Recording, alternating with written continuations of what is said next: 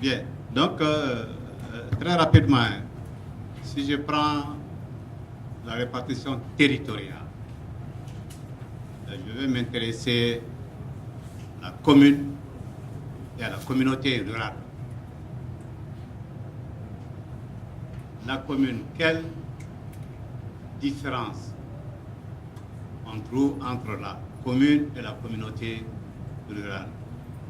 Les zones, l'occupation de l'espace. Comment ça se passe?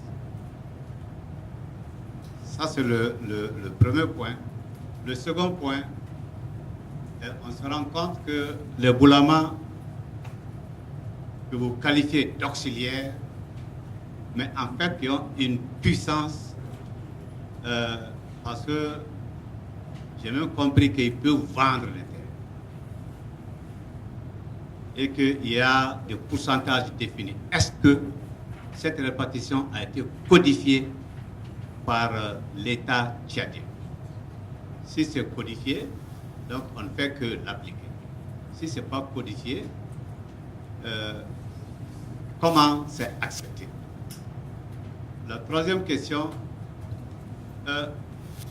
quand le Boulama vend des terres, comment se passe la légalisation? Ou bien quand eux ils vendent, ils donnent des papiers pour légaliser, pour donner un titre?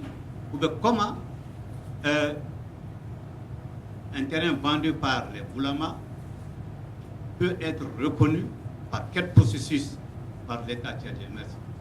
Merci. Félicitations à Aman pour sa présentation. J'ai deux préoccupations.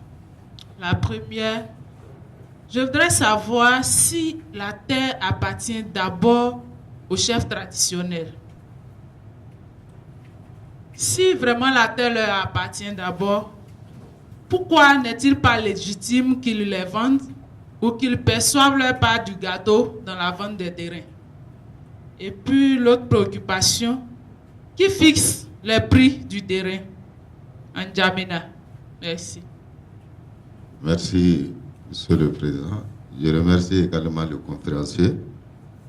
Je voulais dire que la plupart de mes questions ont été prises en charge par mon prédécesseur, mais néanmoins, j'ai une question à lui poser. Il avait dit en 1996, la décentralisation devrait commencer à N'Djamena, au Tchad. Donc moi, je voulais savoir, avant cette décentralisation, il y avait quel mode de pouvoir là-bas? Et la deuxième question, je voulais savoir la cohabitation entre les deux modes de gestion, notamment le pouvoir moderne et le pouvoir traditionnel. Maintenant, il y a un conflit d'intérêts qui s'installe entre ces deux modes de gestion. Mais comment c'est géré maintenant le pouvoir foncier entre ces deux modes? Je vous remercie. Je voulais savoir les 10%, sur quelle base ce pourcentage est fixé, de commun accord avec l'État ou bien les Boulamas seulement. Et la troisième préoccupation, le conférencier dans son intervention a dit que les textes semblaient être dépassés, ça veut dire caducs. Si tel est le cas, pourquoi l'État n'a-t-il pas révisé ces textes? Je vous remercie. Merci le facilitateur. Je remercie aussi le présentateur pour la qualité de la présentation. Moi, j'ai une question. Est-ce qu'aujourd'hui, on peut parler de décentralisation au Tchad, puisqu'il n'y a pas de transfert de compétences? Bonjour tout le monde. Et félicitations aux facilitateurs. Je voulais savoir pourquoi les Boulama ont à eux seuls le monopole de la terre au Tchad depuis les indépendances. Et quel est le rôle que l'État a joué? Je vous remercie. Donc, quand on lit entre les lignes, on a l'impression que le chercheur a été victime et qu'il a pris une position quelque part. Peut-être que, est-ce que vous avez eu un lot à Djamena dans lequel il y a eu des problèmes de conflit? Bon, ça c'est un peu la provocation. Mais je viens, cette perte de l'État, il aurait été intéressant de voir, les textes datent de 1967. Donc, avant, peut-être, avant d'incriminer, il faut peut-être voir les raisons qui sont là, parce que c'est des jeux de position. Pourquoi les Boulamans ont pu prendre position et pourquoi l'État est en recul. Et cette perte de l'État, est-ce que c'est que l'État a perdu les sommes là, etc. Est-ce que vous ne pouvez pas nous dire, trouver les raisons? Est-ce que l'État n'a pas... Est-ce que ce n'est pas bien fait pour l'État de perdre parce qu'il n'a pas fait peut-être son rôle? Si les textes ne datent que de 67. Donc, c'est un peu ça. Et la collègue avait abordé la même question. Merci, Monsieur le Président. Je remercie aussi le Tchad vraiment pour la présentation du cas tchadien. Peut-être que je vais faire en guise de comparaison, peut-être c'est une contribution d'abord, cette question des autorités traditionnelles dans nos politiques publiques. Effectivement, je pense que je parle sous le contrôle du docteur Fomba, il en sait un peu, compte tenu des recommandations des États généraux qui se sont déroulés à Bamako ici. Il y a une série de recommandations vraiment qui ont été formulées pour responsabiliser les autorités traditionnelles dans les prises de décision à la base. Et j'ai des inquiétudes, vraiment j'ai des craintes pour ça, parce qu'à force de créer trop d'entités sur le terrain des politiques publiques, est-ce que vraiment, comme vous l'avez dit, est-ce qu'il n'y a pas une démarcation de l'État vraiment, quelque part dans le choix des prises de décision? Donc je reviens sur un passage que vous avez évoqué sur la question de la personnalité morale des autorités traditionnelles. Vous avez dit qu'ils ont un statut. Est-ce que vraiment cette question d'autorité morale n'est pas source vraiment de piétiner même la puissance publique même de l'État vraiment sur les missions régaliennes de l'État qui concernent surtout les questions foncières? Et avec les réformes administratives opérées vraiment dans les différents États, comme la conférence nationale au Tchad, qui s'est passée au Tchad au mois de janvier et février 1993, ça s'est passé un peu partout. Et ces conférences nationales vraiment ont dégagé une série de recommandations tendant à une réorganisation administrative du territoire. Et de ce fait, je pense que sur le cas, à partir des différentes constitutions de 1960 jusqu'en 1990, je pense que pas mal d'États vraiment se sont dessaisis vraiment des collectivités territoriales depuis les constitutions de 1960, comme les villages, les quartiers, les fractions, et puis les mettre vraiment comme des entités à part. Mais je vois encore que vraiment, dans votre étude, vous avez évoqué comme quoi la vraie décentralisation a commencé à partir de 1990, ce qui veut dire que c'est bien avant la conférence nationale, janvier-février 1993. Et là, vous évoquez aussi la réforme constitutionnelle avec l'avènement de la Constitution du 31 mars 1993, disons, qui marque vraiment une réforme majeure encore dans les politiques publiques au Tchad. Maintenant, moi, j'ai des inquiétudes maintenant du point de vue statutaire des autorités traditionnelles. Pour le cas du Mali, ces autorités traditionnelles vraiment sont régies à partir d'une loi relative aux associations. Je prends le cas du COTRAD, le réseau des communicateurs traditionnels, c'est purement une loi qui régit les associations.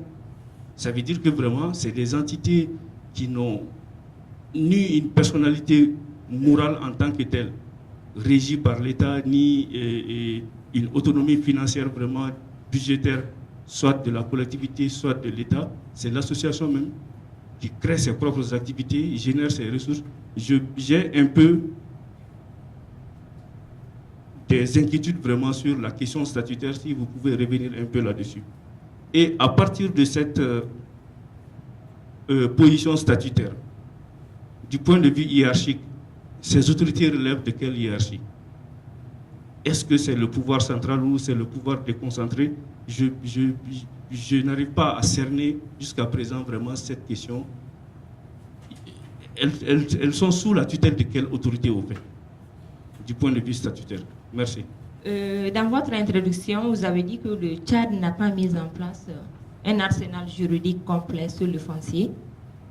Moi, ma question est de savoir, est-ce qu'il y a des principes fondamentaux dans ces cas applicables dans le domaine de l'urbanisme ou de la construction? Merci aux participants pour les différentes questions posées et surtout pour les contributions afin d'améliorer le contenu de ce travail. Le docteur Sissoko a demandé s'il y avait une différence entre les communes et les communautés rurales. Je voudrais simplement dire oui.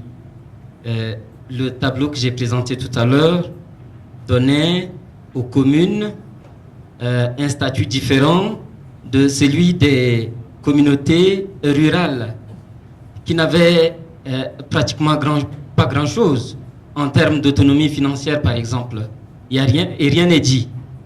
Ce balbutiement de l'État au sujet de la communauté rurale crée un vide et ce vide-là est récupéré par les bilams. C'est quand l'État ne dit rien que certains individus peuvent s'arroger, peuvent se donner des pouvoirs. C'est le cas des bilams. Là où l'État n'a rien organisé, les bilams s'appuient sur le vécu traditionnel et organisent les choses à leur manière. C'est ce qui fait par exemple que quand je parle des limites de leur responsabilité, c'est simplement de la circonscription où ils sont.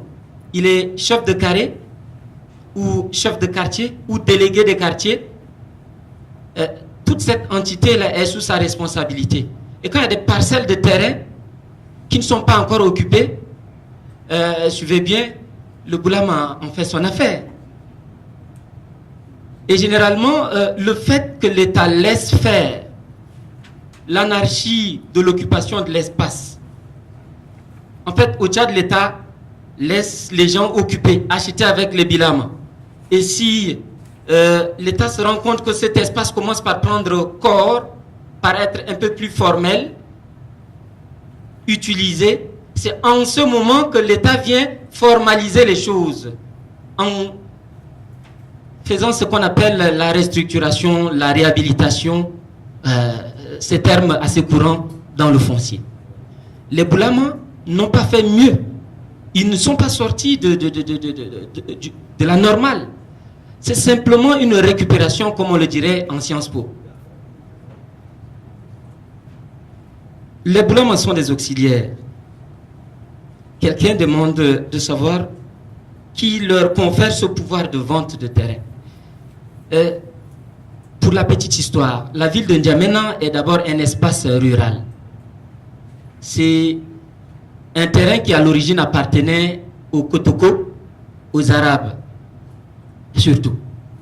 Et avec la colonisation, la bataille de 1900 entre Rabat, le conquérant venu du Soudan, et le commandant Lamy, au bord du fleuve Chari, pour que N'Djamena devienne, en fait, cet espace devienne Fort Lamy. Et puis, avec l'arrivée du premier président tchadien, N'Djamena, c'est-à-dire nous nous reposons maintenant des colons.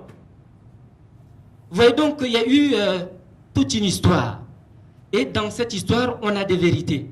Ce que l'espace qui nous a appartenu, aujourd'hui, si vous le prenez, vous, c'est-à-dire l'entité étatique, si vous ne savez pas quoi faire de cet espace, nous le valorisons. Tant qu'un espace n'est pas valorisé, les Boulamas sont prêts à le vendre. Puisque cet espace, ils l'ont eu de leurs parents. Mais avec la formalisation de l'État, avec la structuration de l'État, il s'est trouvé que les Boulamas ont été mis en marge de la responsabilité, surtout dans le foncier. Et c'est cette mise en marge qui va créer des frustrations. Et quand un homme est frustré, il réfléchit à sortir de cette frustration, quels que soient les moyens utilisés.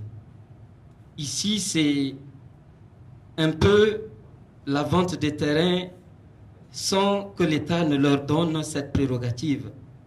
Quelqu'un a demandé si j'étais concerné par cela. Comme tout a dit, oui. Est-ce que j'ai été victime? Oui. Et beaucoup de gens ont été victimes de cette arnaque entre griffes, s'il vous plaît. On a beau être instruit, mais le Boulama est l'homme que vous voyez toujours dans votre quartier. C'est toujours le monsieur à qui vous vous adressez. C'est lui qui connaît les terres. Mais si vous ne lui achetez pas les terres, avec qui allez-vous l'acheter? L'État tarde à formaliser les choses. Nous achetons les terrains aux traditionnels, puis nous les légalisons, suivant un processus où vous allez chez le notaire vous faire établir un acte de vente, et puis vous revenez à la commune pour qu'un agent de service de cadastre vienne faire une identification. Vous voyez donc, c'est tout un processus qui finit par arriver au service des domaines. Mais entre-temps, la valeur du terrain permet au Boulama de prendre ses 10% au départ. Ce n'est pas l'État qui lui a dit de prendre les 10%. Mais puisque l'État est venu le trouver sur le terrain, qu'est-ce que vous voulez? Madame Kwasi dit si la terre appartient aux chefferies traditionnelles. A priori, oui, puisque c'était eux qui étaient d'abord là. Et l'État est venu les trouver. L'État est venu quand? C'est à partir de la colonisation. Nous le savons tous. Mais cet État a des imperfections. Et le Boulama ne fait que profiter de ces imperfections-là. Il n'a pas besoin que l'État vienne lui dire « vends tes terres », puisque lui, il est à la périphérie. Quand la ville vient le trouver, quand l'urbanisation le rattrape, il vend ses terres. Il quitte, il va encore à la périphérie. Et l'État continue par le pourchasser. Mais entre-temps, lui aussi, il gagne ses 10%. Ce n'est pas bête. Il va falloir que l'État prenne ses responsabilités et le révalorise. C'est un peu ça notre conclusion en fait. À partir de 1995, on a parlé de la cohabitation des deux modes de gestion de terre. Partout en Afrique, nous savons qu'il y a le mode traditionnel de gestion des terres, mais il y a aussi le mode moderne, c'est-à-dire l'État avec ses services déconcentrés. Dans le cas du Tchad, les conflits qui sont en train de naître, ou plutôt qui sont déjà là, pour certains latents, pour d'autres vivaces et même vivants. Il faut dire que ces conflits-là sont en train de prendre de l'ampleur chaque jour. Simplement parce que l'État a peur de décider. Et en laissant faire le problème, comme je l'ai dit, elle l'attend et il va finir par rattraper l'État quelque part. Le problème des terres est assez sensible, mais c'est quand même un problème que l'État devrait prendre à bras le corps. Ce n'est pas ce que nous avons l'impression de voir à travers l'État tchadien, je vous l'ai dit. Les 10%, quelqu'un l'a déjà posé cette question. En fait, ce n'est pas l'État qui a demandé au Boulama de prendre 10%. Le Boulama, c'est permis, ou du moins il estime qu'il en a le droit. puisqu'il est le premier occupant, quelque part on a dit la terre appartient aux premiers occupants, même si dans nos contrées africaines, la terre semble d'abord appartenir à l'État. Ça, c'est ce que dit le texte. Du moins, c'est ce que disent nos textes. Mais dans les faits, la terre continue par appartenir au Boulama, qu'on le veuille ou non. Les textes sont dépassés parce qu'ils sont calqués sur le modèle français. Mais ils n'ont pas été toilettés. Lors d'un de nos entretiens au ministère de l'Aménagement du Territoire, nous avons demandé à un de nos collègues, qui est SG du ministère, nous lui avons demandé, mais à quand le toilettage des bribes de texte sur le foncier? Et c'est comme si j'ai provoqué. C'est pour dire que l'État n'est pas encore prêt à engager réellement ce toilettage de texte afin de le rendre vivant. Aujourd'hui, cette situation permet à tous ceux qui ont les moyens d'acheter d'énormes terres, des vastes terres, et de les formaliser par la légalisation que j'ai expliqué tout à l'heure. C'est ce qui fait que les dignitaires profitant de cette situation ne vont pas accepter de formaliser les choses en donnant à chacun son rôle précis. Parce que si on donne au Boulama sa place, il ne se permettrait pas de tels écarts. Les Boulamas sont nombreux aujourd'hui en prison parce que mis en prison par l'État.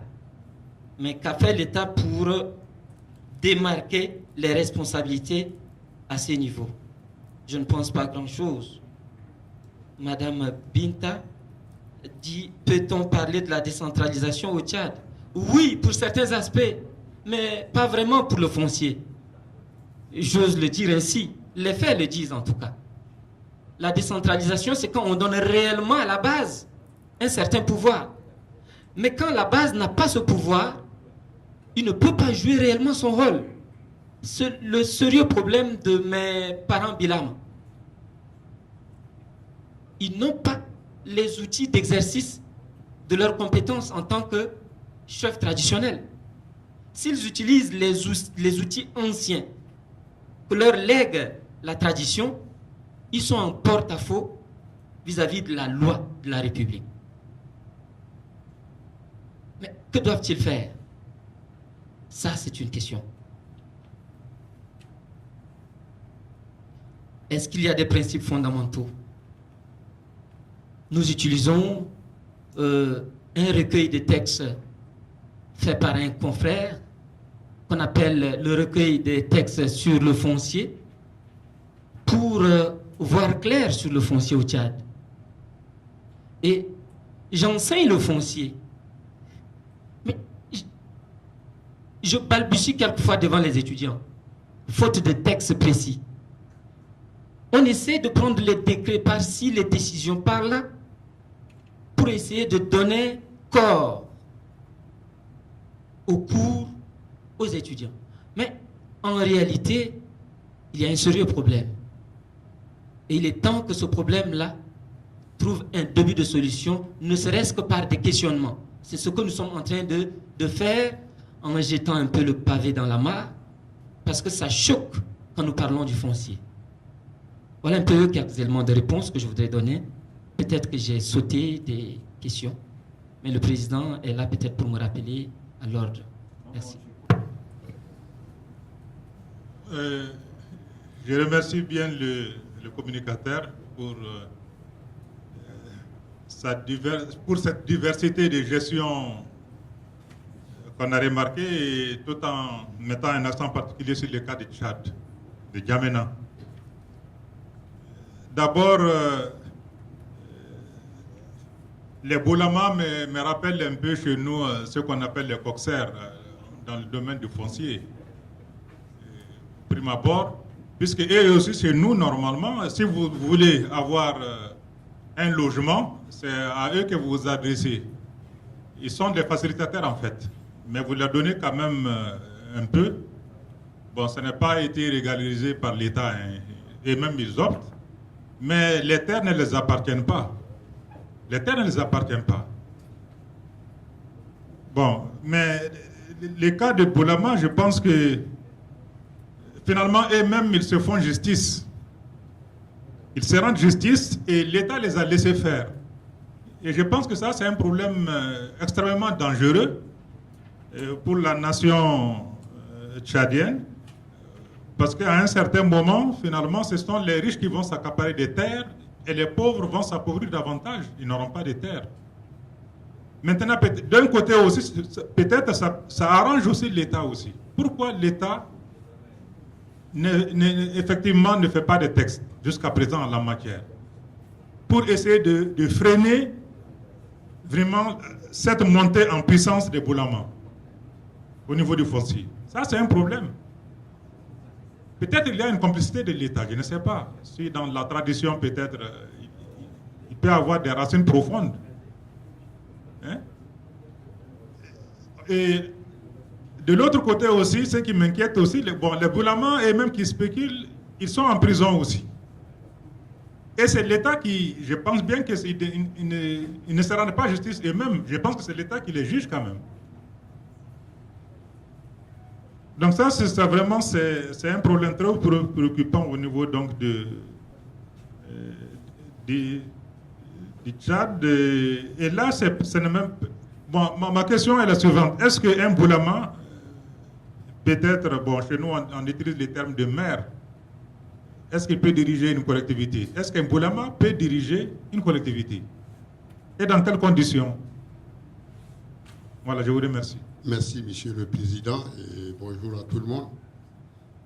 Et notre cas porte sur N'Djamena. Et moi, je voudrais d'abord savoir quel est le statut de N'Djamena. Il y avait un certain nombre de questions qui découlent même du statut de N'Djamena. Parce que j'ai regardé le tableau et que vous avez dit, exhibé ici en page... bon, c'est pas page D, mais tableau 1, par rapport à l'organisation administrative et décentralisation au Tchad, vous avez mis circonscription administrative et ensuite, la deuxième tableau également, vous avez circonscription administrative, alors que c'est circonscription administrative et collectivité, c'est totalement différent. Collectivité territoriale. Donc, je vois N'Djamena qui, si je m'abuse, peut-être, et je vois dans la colonne circonscription, vous avez N'Djamena, vous avez les communes. Vous avez les communes de plein exercice et vous avez les communes de moyen exercice. Bon, c'est vrai qu'au Mali, nous avons généralisé. Nous étions, avant la génération, on avait des types de communes dans notre système communal où vous avez, et ça, on a mis fin à ça. La notion de domination, on a opté pour l'élection et carrément, nous avons généralisé, vous avez des communes urbaines et des communes rurales, à notre niveau ici. Mais N'Djamena est cité dans la rubrique circonscription administrative. Et ensuite, vous avez des communes. Moi, j'aimerais savoir dans ce tableau, pourquoi la région, je suis d'accord, dans la lecture de votre tableau, c'est à la fois une circonscription administrative et une collectivité territoriale. Et ça, on le voit à travers la personnalité morale et l'autonomie financière, avec les questions qui sont données. Mais plus bas encore, vous avez le canton, le groupement des cantons, le village, et vous avez la communauté rurale. J'aimerais vraiment savoir quelle est les différences entre communauté rurale, groupement de village et village. Et je voudrais être un peu édifié, plus le statut de N'Djamena. Parce que, est-ce que la ville de N'Djamena est une région, est un district, ou bien c'est là? Si tel est le cas, avec le statut, peut-être il y a des pratiques qui se passent maintenant, n'auraient pu se faire. C'est pourquoi j'aimerais être édifié sur le statut. Ensuite, par rapport à l'administration, vous avez des gouverneurs, vous avez des préfets, vous avez des sous-préfets. Bon, ça veut dire qu'ils n'ont aucun rôle dans la gestion domaniale, même dans la moralisation. La gestion domaniale, dans la mesure où, comme vous dites que vous êtes allé en décentralisation, c'est sûr qu'il y a une répartition des domaines entre l'État et les collectivités. Ou bien si les collectivités n'ont pas de domaine, il faudrait qu'on nous précise cela et comment ce domaine est délimité, comment il est octroyé à la collectivité. Ensuite, vous avez dit l'immaturité des collectivités dans la gestion du foncier. Moi, je l'ai lu et pour moi, ça me paraît impensable. Parce que quand on parle de collectivité, c'est d'abord un territoire. Et certains même essaient de délimiter la commune. Je prends le cas de la commune. Donc, quand on dit qu'ils sont immatures dans la gestion du foncier, bon, j'aimerais comprendre. Merci. Moi, je vous salue tous. Je suis en retard ce matin, malheureusement, et je m'en excuse. Donc, peut-être que ma question est hors de propos, je n'en sais rien. Mais j'aimerais vraiment savoir si les Tchadiens ont analysé un peu l'impact de toutes les guerres civiles qu'il y a eu dans ce pays par rapport à l'élaboration des textes, au processus de réorganisation de l'État et tout ça. Parce que quand j'étais étudiant à Paris, dans les années 80, la Sorbonne a demandé à un certain nombre d'étudiants africains de faire le point par rapport aux étudiants tchadiens qui avaient fini leurs études en France. Qu'est-ce qu'ils sont devenus? Eh bien, 80% étaient morts dans les conflits. Et donc, la décision a été prise même au niveau des Nations Unies de donner du travail aux intellectuels tchadiens en dehors du Tchad. Donc, beaucoup sont devenus des volontaires des Nations Unies qu'on a trouvés aux Comores, un peu partout, que j'ai rencontrés. Alors, donc, il y a eu ces guerres-là qui ont vraiment décimé l'élite intellectuelle et je ne sais pas si ce n'est pas un peu les raisons pour lesquelles les questions de décentralisation, tous les textes qui datent encore de 67, si ça n'a pas eu un impact aussi important sur tout ce processus-là. Voilà, c'est une question un peu générale, mais ça m'a toujours préoccupé de savoir comment le Tchad va résoudre ces questions. Parce que la stabilité politique date de très peu. Il y a eu beaucoup de conflits, il y a eu beaucoup de morts d'hommes. Et le bilan que la Sorbonne a dressé dans ces années-là, c'était effrayant. Quand 80% des intellectuels du pays meurent dans les conflits armés, ce pays va prendre forcément du retard dans la réorganisation de l'appareil d'État. Merci bien. J'ai été un peu long, mais c'est une question qui me préoccupe vraiment. Je vais commencer par la dernière question d'intervention du professeur Cheban. C'est beaucoup plus une contribution, un éclairage qu'il donne. En fait, la guerre a usé le Tchad, ça il faut le dire. Elle use encore le Tchad. Ça aussi il faut le dire. Nous qui sommes nés dans la guerre, qui avons grandi dans la guerre et qui faisons des enfants au milieu de la guerre, nous savons de quoi il s'agit. Mais qu'à cela ne tienne, le tableau n'est pas aussi sombre que ça. Il fait beau vivre au Tchad. Oui, je tiens à le souligner.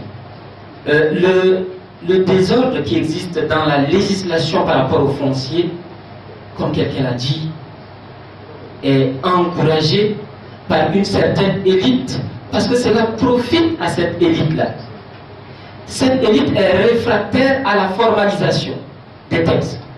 Parce que si cela est fait, imaginez tous ceux qui s'achètent des hectares de terre en milieu périurbain vont cesser d'être des riches. Je vais donner un cas assez simple, brièvement. Imaginez un cadre qui achète 52 hectares juste à la sortie de N'Djamena, qui engage les papiers jusqu'à l'immatriculation. Et il m'a été demandé à moi, pauvre enseignant, de faire un inventaire des terres périurbaines, pratiquement rurales, pour voir comment est-ce que la ville est en train de phagocyter le milieu rural qui est tout autour. Et je suis face à ce genre de personnes. Qu'est-ce que je peux bien faire, à votre avis? Bon, je dis quand même la chose. Je recense. Je rends compte à l'État qui m'a mandaté de faire le travail. Mais malheureusement, on ne peut rien faire. Puisqu'il s'agit des intouchables. Ceux-là qui sont censés dire un mot pour que la législation se fasse. Ce n'était qu'une parenthèse. Pour revenir au propos de monsieur Ba, je pense. Monsieur Sinaïko, excusez. Quel est le statut de N'Djamena?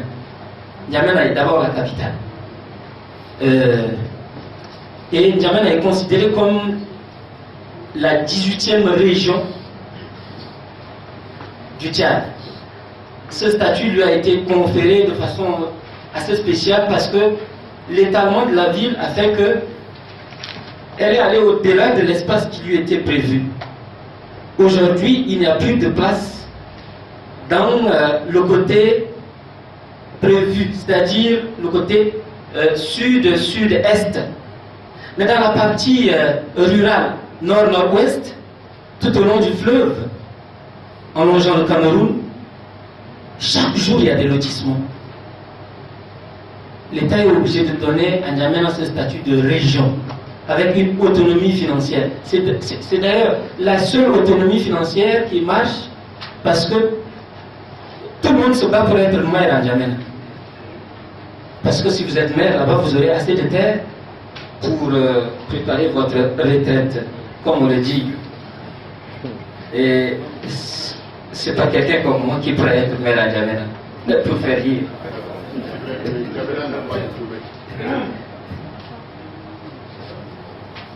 L'État juge-t-il les blâmes?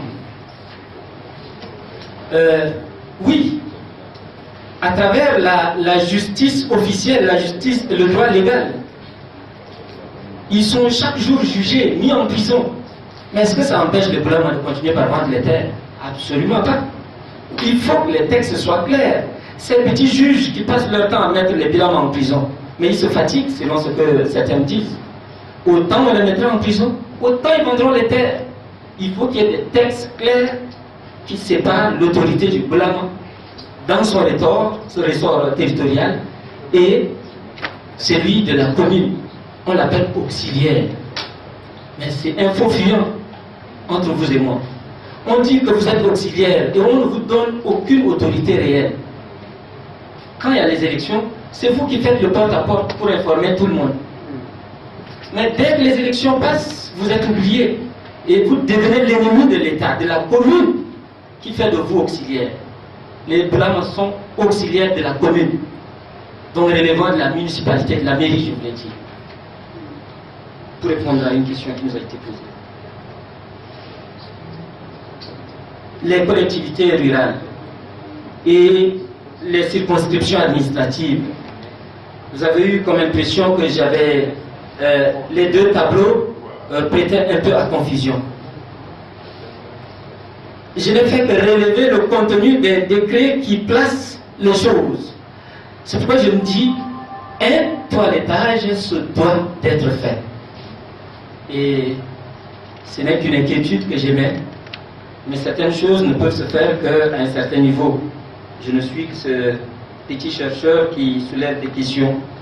Les réponses, c'est les autorités qui peuvent bien les donner. Je ne sais pas si j'ai fait le tour des questions. Merci. Merci beaucoup, docteur. Comme vous en êtes rendu compte, c'est un sujet très passionnant. J'ai vu quelqu'un ici soulever effectivement la vétusté des textes tchadiens. Mais moi, je vous dis, si on prend le cas du Mali, avec ces textes ultra-modernes, mais je vous assure qu'on n'est pas très loin de ce qui est vécu à N'Djamena. Hein. C'est vrai, à N'Djamena, vous avez les Boulama, mais ici, nous savons très bien aussi, pas les Côtes-Sœurs, nous avons souvent certaines autorités traditionnelles qui se comportent comme des coxeurs. Si bien qu'allez-y faire un tour aux alentours, autour de Bamako, vous verrez aujourd'hui, où on a cédé des vastes espaces, effectivement aussi de terre. Et au Mali, on ne sait pas trop quelles sont les compétences de chaque intervenant. On ne sait même pas le nombre d'intervenants sur la question foncière, y compris au Mali. Ici. Donc c'est une question très très complexe. Parce que la terre, aujourd'hui, est devenue un enjeu économique incroyable. Donc il y a trop de convoitises et ce n'est pas facile à gérer, hein, parce que la terre procure de l'argent. Et vous savez, l'argent nourrit le système démocratique. C'est ça qui entraîne aussi des complications. Voilà. Donc de toute façon, ce débat est ouvert et on va le poursuivre, on espère bien, pendant les panels également. Donc on vous remercie.